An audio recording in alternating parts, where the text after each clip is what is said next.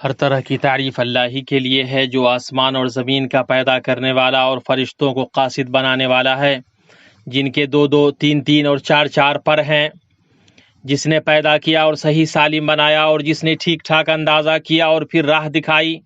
میں اس پاک ذات کی حمد بیان کرتا ہوں اور اس کا شکر بجا لاتا ہوں، اس کی جناب میں توبہ کرتا ہوں اور اسی سے مغفرت طلب کرتا ہوں۔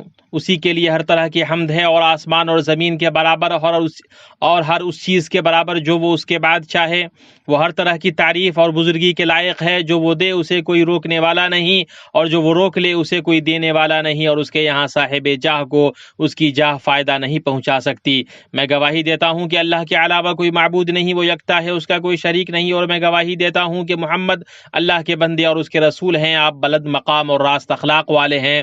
آپ نے اپنے رب کی رسالت کو پہنچا دیا، اس کی امانت ادا کر دی، اللہ کے راستے میں کما حقہ جہاد کیا۔ آپ نے ہم لوگوں کو ایسی روشن شاہراہ پر چھوڑا جس کی رات اس کے دن کی طرح ہے، ہلاک ہونے والا ہی اس سے بھٹکے گا۔ اللہ کا درود و سلام نازل ہو آپ پر، آپ کے نیک و پاک باز آل پر، اور مومنوں کی مائیں آپ کی بیویوں پر، ان کی روشن و بابرکت صحابہ کرام پر، اور قیامت تک ان کی اچھی طرح پیروی کرنے والوں پر اور بہت زیادہ سلامتی نازل ہو۔ اما بعد، سب سے اچھی بات اللہ کا کلام ہے، اور سب سے بہتر طریقہ محمد صلی اللہ علیہ وسلم کا طریقہ ہے۔ سب سے بری بات دین کے اندر نئی ایجادات ہیں، ہر نئی چیز بدعت ہے، اور ہر بدعت گمراہی ہے۔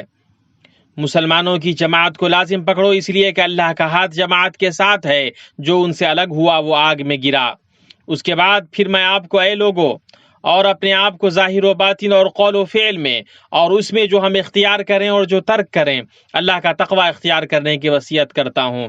یقیناً ہمارا ڈر رکھنے والے جنتوں اور نہروں میں ہوں گے، راستی اور عزت کی بیٹھک میں قدرت والے بادشاہ کے پاس۔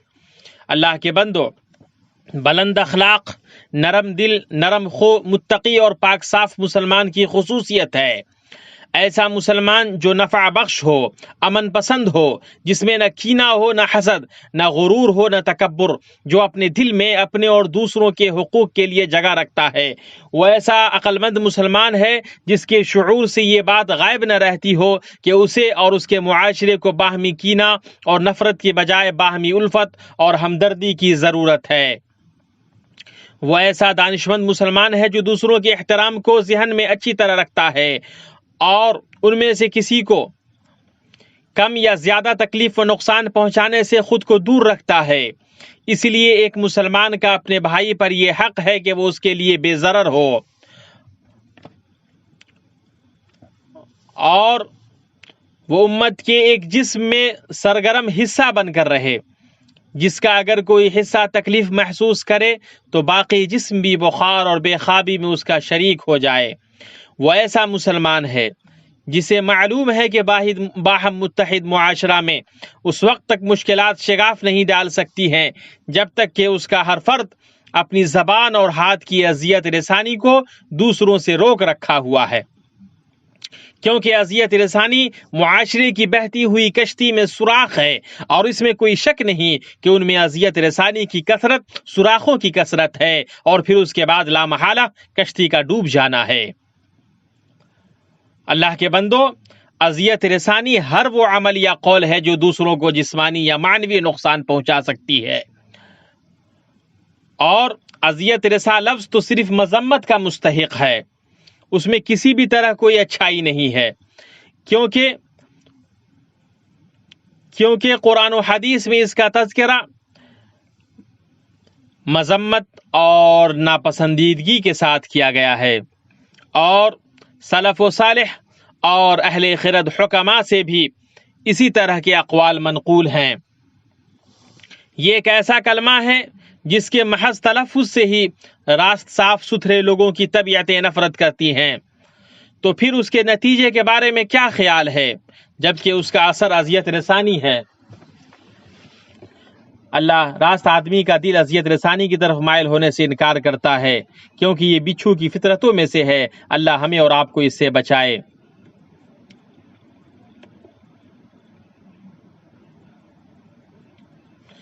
اس کے بعد اذیت رسانی کو روکنے کا مطلب اللہ کے بندو اس بات سے زیادہ عام ہے کہ اذیت کا روکنا اذیت پہنچانے والے تک محدود ہو، بلکہ اس کا معنی وسیع ہو کر ہر اس شخص کو شامل ہے جو لوگوں سے اس کی اذیت رسانی کو روک سکتا ہے، خواہ وہ سڑک سے کوڑے کو ہٹا کر ہی ہو۔ صحیح حدیث میں ہے کہ اللہ کے رسول صلی اللہ علیہ وسلم نے ارشاد فرمایا، ایمان کی 70 سے زیادہ یا 60 سے زیادہ شاخیں ہیں، اس کی سب سے افضل شاخ لا الہ الا اللہ کہنا ہے، اور سب سے ادنا شاخ راستے سے کسی تکلیف دہ چیز کو ہٹانا ہے، اور حیا بھی ایمان کی ایک شاخ ہے۔ بعض اہل علم نے بیان کیا ہے کہ راستے سے تکلیف دہ چیز کو ہٹانے کی جب یہ فضیلت ہے تو پھر دلوں سے اسے دور کرنا تو اس سے بھی بڑی فضیلت ہے۔ جس طرح قول و فعل سے تکلیف ہوتی ہے، اسی طرح اس قول و فعل سے رکنے سے بھی تکلیف ہوتی ہے جس میں حق بات کا اثبات اور باطل کا ابطال ہے۔ جیسا کہ بخاری نے روایت کیا، نبی صلی اللہ علیہ وسلم نے ارشاد فرمایا، اپنے بھائی کی مدد کرو، خواہ ظالم ہو یا مظلوم۔ ایک آدمی نے دریافت کیا کہ اللہ کے رسول، مظلوم کی مدد تو میں ضرور کروں گا، لیکن میں ظالم کی مدد کیسے کروں؟ تو آپ نے فرمایا، اسے ظلم کرنے سے روکو یا منع کرو، یہی ظالم کی مدد ہے۔ ایذا رسانی کا پیشہ کمتر نفوس یہ اختیار کرتے ہیں، اس لیے کہ وہ یہی اچھی طرح کر سکتے ہیں۔ لوگوں میں سب سے بہادر وہ ہے جو اذیت رسانی کے معاملے میں بزدل ہے، اور سب سے بزدل وہ ہے جو اس میں بہادر ہے۔ عقل مند وہ ہے جو لوگوں کی تکلیف تو برداشت کرتا ہے لیکن لوگوں کو تکلیف نہیں دیتا ہے۔ اگر ہم میں سے ہر ایک اس بات کو ذہن میں رکھے کہ وہ اس اذیت کو جو وہ دوسروں کو دے اسی کسوٹی پر پرکھے گا جس پر وہ دوسروں سے ملی اذیت کو رکھتا ہے، تو لوگوں کے درمیان سے بلا شبہ اذیت رسانی ختم ہو جائے گی۔ تباہی ان لوگوں کے لیے ہے جن کے صحیفے دوسروں کو تکلیف پہنچانے سے بھرے ہوئے ہیں، ان کے لیے بربادی ہو، پھر ان کے لیے بربادی ہو کہ تغابن ہار جیت کے دن ان کی مفلسی کے صحیفے کا اعلان کیا جائے گا تاکہ وہ دنیا اور آخرت کو کھوتے ہوئے واپس لوٹے۔ واقعی یہ کھلا نقصان ہے۔ تو ہم سب کو اس کی ضرورت ہے کہ ہم نفع اٹھانے والوں میں سے بنیں، مفلسوں میں سے نہیں۔ اور یہ عقل والی بات ہے کہ آدمی اپنے جبڑے کو اس بات سے روکے کہ زبان کو آزاد چھوڑ دے، کہ ایسی چیز بکتی پھرے جو دوسرے کو تکلیف پہنچائے اور جس سے نفع کے بجائے نقصان ہو، اور اپنے ہاتھ کو اس طرح کھولے کہ اس کی ہتھیلی ہر امن پسندی کے لیے پھیلی رہے، اس سے نہ کوئی ایسی چیز پکڑے اور نہ اس کی طرف بڑھائے جو اس کے مولا اللہ کو ناراض کرے۔ صحیحین میں ہے کہ نبی صلی اللہ علیہ وسلم نے ارشاد فرمایا، مسلمان وہ ہے جس کی زبان اور ہاتھ سے دوسرے مسلمان محفوظ رہیں۔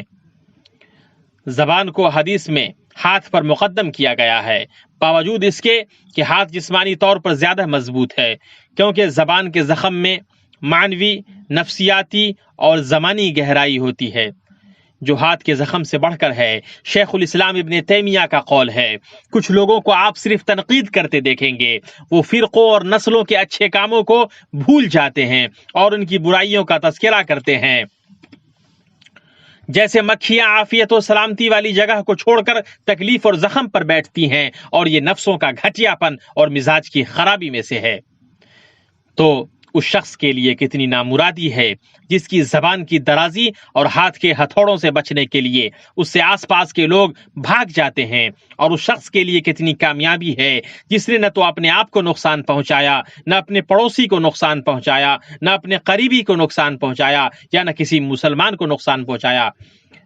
نبی کریم صلی اللہ علیہ وسلم کی اس حدیث مبارک کو ذہن میں رکھتے ہوئے جس میں آپ نے فرمایا، اے اللہ آسمان اور زمین کے پیدا کرنے والے، کھلی ہوئی اور پوشیدہ چیزوں کے جاننے والے، سوائے تیرے کوئی معبود برحق نہیں، تو ہر چیز کا رب اور اس کا بادشاہ ہے۔ اے اللہ میں تیری پناہ چاہتا ہوں اپنے نفس کے شر سے، شیطان کے شر، اس کے جال اور پھندوں سے، اور میں تیری پناہ چاہتا ہوں اس بات کے لیے کہ کسی برائی کا ارتکاب کروں یا دوسروں تک پہنچنے کا باعث بنوں۔ رواہ ترمذی۔ کامیاب وہ ہے جو اپنی زبان کو غیبت، چغل خوری، طعنہ زنی اور عیب جوئی سے باز رکھے، اپنے ہاتھ کو تکلیف پہنچانے سے محفوظ رکھے، اپنے قلب کو کینہ، حسد، فتنہ، اضطراب اور تشویش سے پاک و صاف رکھے، دوسروں پر ایسا الزام جو ان میں نہیں ہے لگانے سے باز رہے، اور لوگوں کے عیوب اور لغزشوں کی ٹوہ میں نہ پڑے کہ ان پر آر دلائے، ان پر خوش ہو یا انہیں بڑھا چڑھا کر پیش کرے اور بھڑکائے۔ سادہ لوح وہ ہے جس نے اپنی ہتھیلی کو نرم کر لیا، اس سے تکلیف کو دور کیا اور روکا، اور وہ ہمارے لیے خندہ رو اور خندہ پیشانی بنا۔ اس نے اپنا جبڑا بند کر لیا اور ہاتھ کھول دیا۔ سنو، اللہ کا تقوی اختیار کرو اے اللہ کے بندو۔ ہم میں سے ہر ایک کو ان برے لوگوں میں شامل ہونے سے بچنا چاہیے جن کے بارے میں نبی صلی اللہ علیہ وسلم نے اپنے اس قول کے ذریعے بتایا۔ اللہ کے پاس قیامت کے دن وہ لوگ بدترین ہوں گے جن کے شر کے ڈر سے لوگ ان سے ملنا چھوڑ دیں۔ رواہ البخاری۔ اللہ میرے لیے آپ اور آپ کے لیے قرآن اور سنت برکت عطا فرمائے اور آپ کو اس کی آیت و حکمت سے فائدہ پہنچائے۔ میں کہتا ہوں جو تم سن رہے ہو اور اللہ سے اپنے لیے اور آپ کے لیے گناہ کی مغفرت طلب کرتا ہوں، آپ اس سے مغفرت طلب کریں بے شک اور توبہ کریں، بے شک وہ بڑا بخشنے والا مہربان ہے۔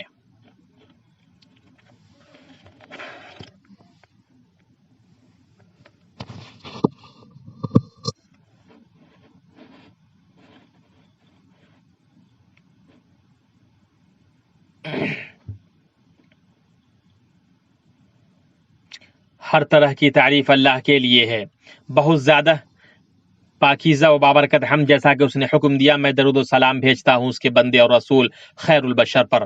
اما بعد، اللہ کا تقوی اختیار کرو اے اللہ کے بندو، اور جان لو کہ ایک ایسا عظیم صدقہ ہے جو مسلمان کو فائدہ پہنچاتا ہے اور اس کا مقام بلند کرتا ہے۔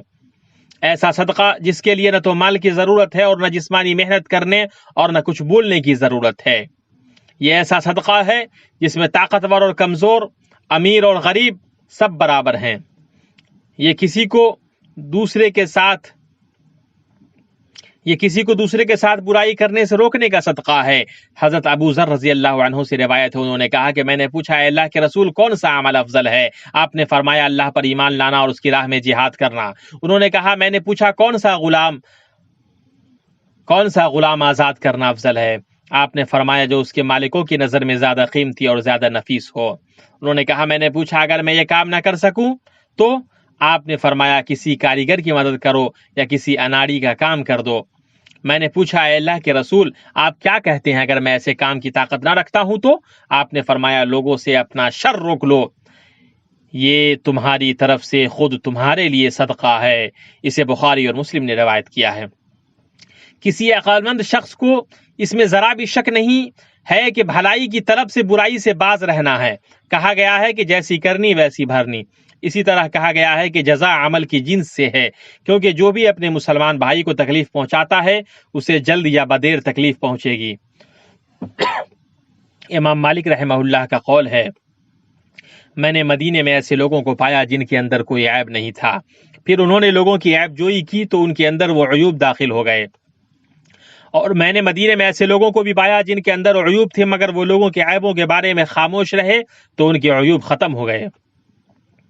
لہٰذا اللہ کے بندوں تکلیف پہنچانے کے انجام سے بچو، کیونکہ یہ ایک تباہ کن عادت اور مہلک فعل ہے جو صریح گناہ اور ذلت آمیز عذاب لاتا ہے۔ اللہ نے اپنی محکم کتاب میں فرمایا جو لوگ اللہ اور اس کے رسول کو ایذا دیتے ہیں ان پر دنیا اور آخرت میں اللہ کی پھٹکار ہے اور ان کے لیے نہایت رسوا کن عذاب ہے، اور جو لوگ مومن مردوں اور مومن عورتوں کو ایسے کام کی تہمت سے جو انہوں نے نہ کیا ہو ایذا دیں تو انہوں نے بہتان اور صریح گناہ کا بوجھ اپنے سر پر رکھا۔ درود و سلام نازل ہو صاحب حوض اور شفاعت پر۔ اللہ تبارک تعالیٰ نے تمہیں حکم دیا ہے کہ تم آپ پیارے نبی پر درود و سلام بھیجو۔ اللہ محمد اور آل محمد پر ایسے ہی رحمت نازل فرما جیسے کہ تو نے ابراہیم اور ان کی اولاد پر رحمت نازل فرمائی۔ اے اللہ تو چاروں خلفاء ابوبکر عمر عثمان اور علی تمام صحابہ تابعین اور قیامت تک ان کی درست طریقے سے پیروی کرنے والے تمام لوگوں سے راضی ہو جا۔ اے اللہ اسلام اور مسلمانوں کو غلبہ عطا فرما۔ اے اللہ اسلام اور مسلمانوں کو غلبہ عطا فرما، شرک اور مشرکوں کو رسوا کر تو اپنے مومن بندوں کی مدد فرما۔ اے اللہ ہمارے اماموں کی اصلاح فرما۔ اے اللہ ہمارے ولی امر کو جو چیز تو چاہتا اور پسند کرتا ہے اس کی توفیق دے۔ اے حی و قیوم، اے اللہ ان کو اور ان کے ولی عہد کو اس چیز کی توفیق دے جس میں اس ملک کی بھلائی ہے۔ اے اللہ ہمارے اس دنیا کی اصلاح فرما جس میں ہماری معاش ہے، اور ہمارے اس آخرت کی اصلاح فرما جس جو ہمارا انجام ہے۔ اے اللہ خیر میں ہماری زندگی کو تو زیادہ فرما۔ اے اللہ جو ہماری آنکھوں کی ٹھنڈک ہے اس کو ختم نہ کر۔